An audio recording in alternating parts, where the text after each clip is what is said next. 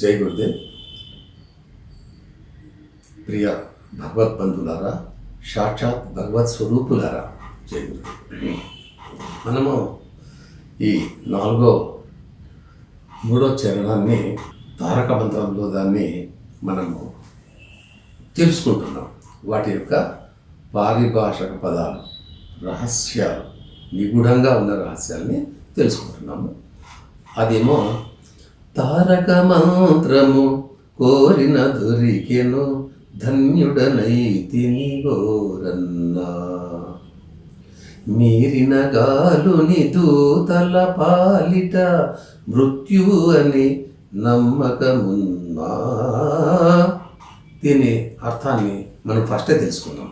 ఇప్పుడు 4వ దాంట్లో ఎన్ని జన్మముల ఎరుకతో చూసిన ఏకో నారాయణుడన్నా,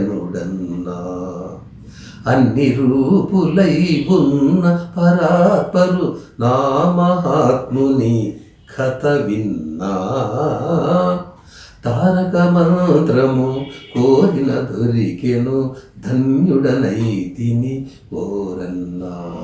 సో ఈ లైన్ ఎంత చక్కగా ఉందంటే మనం గమనించండి.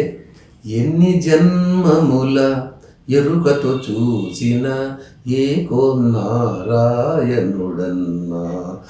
బోలెడు మంది దేవుళ్ళు కాదండి, సమస్తము వ్యాపించి అణువునందును సమస్తము విశ్వమంతను అణోరణీయాన్ మహితో మహియాన్ అంత ఉన్నది ఒకటే, రెండు లేవు, ఒక్కడే ఉన్నాడు దేవుడు అని చెప్తుంది.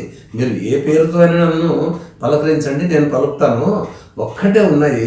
డిఫరెంట్ ఒకే రోజు ఒక వెహికల్ తీసుకొని 6 డజను దేవాలయాల్ని దర్శిస్తూ ఉంటాం. మనకు వెహికల్ ఉంది కదా, వెహికల్ సుఖంగా వెళ్తున్నాం కదా, ఉన్నది ఒక్కటేనండి దేవుడు, అంతటా వ్యాపించి ఉన్నాడు అని మనకు ఈ చరణము చెప్తోంది. ఎరుకతో చూసిన, ఈ జన్మే కాదు, ఎన్ని జన్మలైనా సరే, ఎన్ని జన్మముల ఎరుకతో చూసిన ఏకో నారాయణుడన్నా, అన్ని రూపులై ఉన్న పరాత్పరు నా మహాత్ముని కథ విన్నా. ఎంత సింపుల్ అండి, ఎంత లాజికల్గా ఉంది. అన్ని రూపులై అంటే ఏ రూపంలో? ప్రతి రూపము దైవ రూపమే, ప్రతి అణువు. ప్రహ్లాదన్ అంటున్నాడు కదా, ఇందుగలడు అందులేడు అని, ఎందెందు వెతుకు చూసిన అందందే కలడని.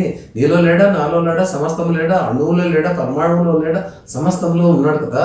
ఆ ఉన్నవాన్ని నువ్వు వేరుగా వెతికి తిరిగి అవస్థలు ఎందుకు పడతావు? అన్ని రూపాలు నేనే అయి ఉన్నాను.